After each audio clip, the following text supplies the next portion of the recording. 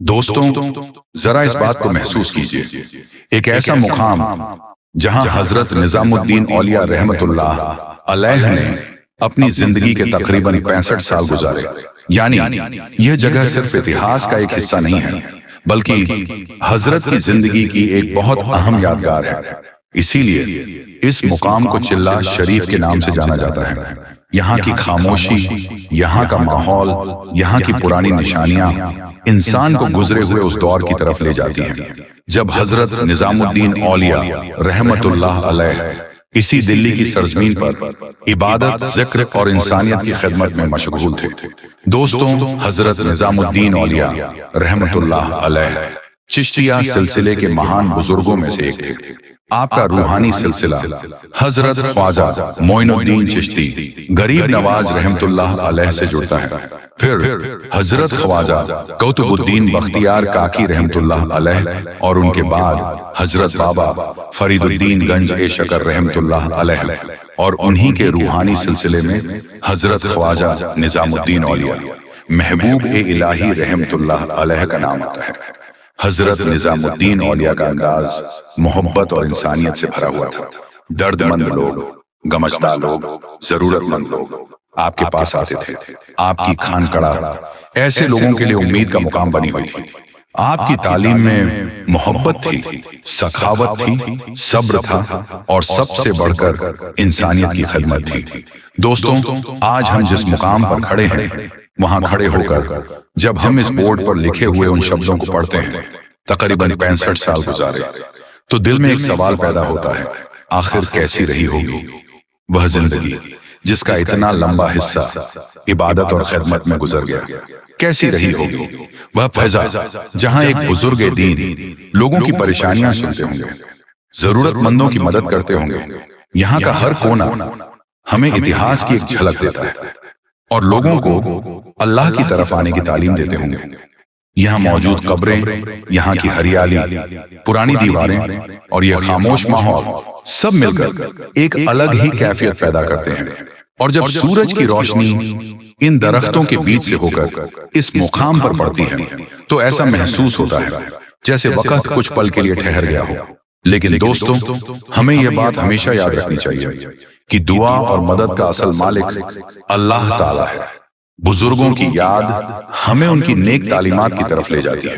ان کی زندگی ہمیں سکھاتی ہے کہ انسان کو دوسرے انسان کے لیے آسانی پیدا کرنی چاہیے۔ اگر کوئی بھوکا ہو تو اسے کھانا کھلانا چاہیے، اگر کوئی پریشان ہو تو اس کا سہارا بننا چاہیے، اگر کوئی غمزدہ ہو تو اس کے ساتھ محبت سے پیش آنا چاہیے، اور اگر کسی کو ہماری مدد کی ضرورت ہو تو اپنی حیثیت کے مطابق اس کی مدد کرنی چاہیے۔ یہی وہ پیغام ہے جو ایسی روحانی وراثتوں کو آج بھی ہمارے لیے اہم بناتا ہے۔ دوستوں، اس بورڈ پر ایک اور اہم بات بھی درج ہے۔ یہ مقام حضرت نظام الدین اولیاء رحمت اللہ علیہ کی اسی روحانی وراثت کا حصہ ہے جسے آج بھی عقیدت مند ادب اور احترام کے ساتھ یاد کرتے ہیں۔ اور یہی وجہ ہے کہ دور دور سے لوگ اس ایتہاسک مقام کو دیکھنے آتے ہیں۔ کوئی اتہاس کو سمجھنے آتا ہے، کوئی روحانی ماحول محسوس کرنے، اور کوئی اپنے دل میں بزرگوں کی محبت لے کر حاضر ہوتا ہے۔ دوستوں، چلہ شریف کے اس مقام کو دیکھتے ہوئے ہمیں یہ بھی یاد آتا ہے کہ انسان کی زندگی کتنی بھی لمبی کیوں نہ ہو، آخر کار اس کی پہچان اس کے اچھے کاموں سے ہوتی ہے۔ دولت پیچھے رہ جاتی ہے، شہرت پیچھے رہ جاتی ہے، لیکن انسان کی نیکی اور اس کی خدمت لوگوں کے دلوں میں باقی رہتی ہے۔ اور شاید یہی وجہ ہے کہ صدیاں گزر جانے کے بعد بھی حضرت نظام الدین اولیاء محبوب الہی رحمت اللہ علیہ کا نام آج بھی اتنی محبت سے لیا جاتا ہے۔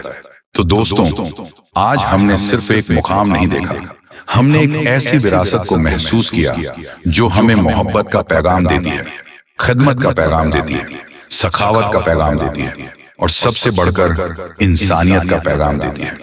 یہ خانقاہ چلہ شریف ہمیں گزرے ہوئے ایک مہان دور کی یاد دلاتا ہے اور ہمیں یہ سوچنے پر مجبور کرتا ہے کہ ہم اپنی زندگی میں دوسروں کے لیے کتنی آسانی پیدا کر سکتے ہیں۔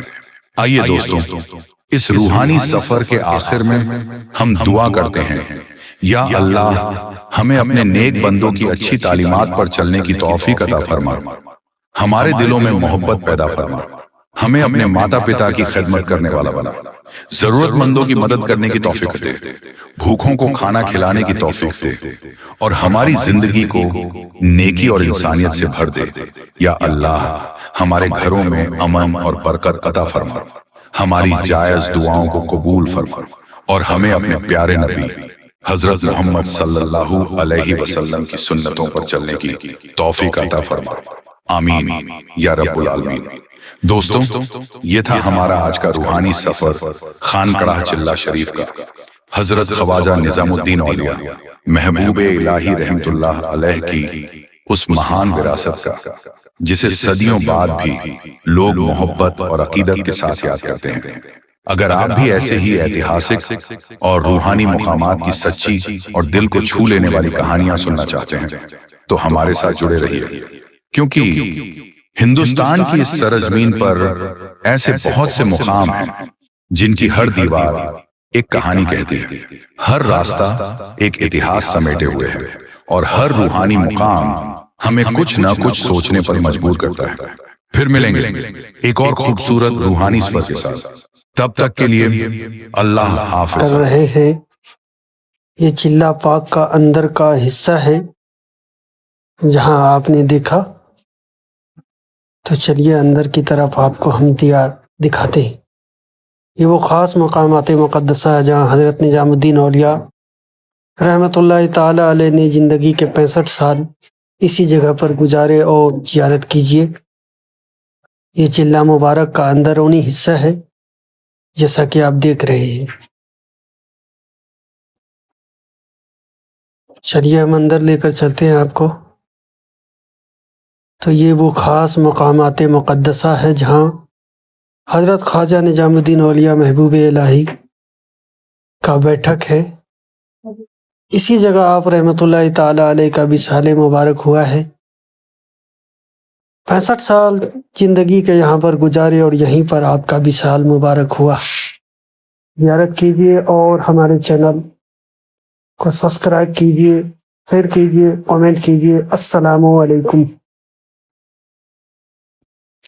یہاں پر زیادہ تر اسیب زدہ، بیمار، پریشان، اگر کسی مرض میں مبتلا ہو تو یہاں اللہ تبارک و تعالیٰ کی ایسی رحمت ہے، ولی اللہ کے صدقے اللہ تبارک و تعالیٰ اس کو شفا عطا فرماتا ہے۔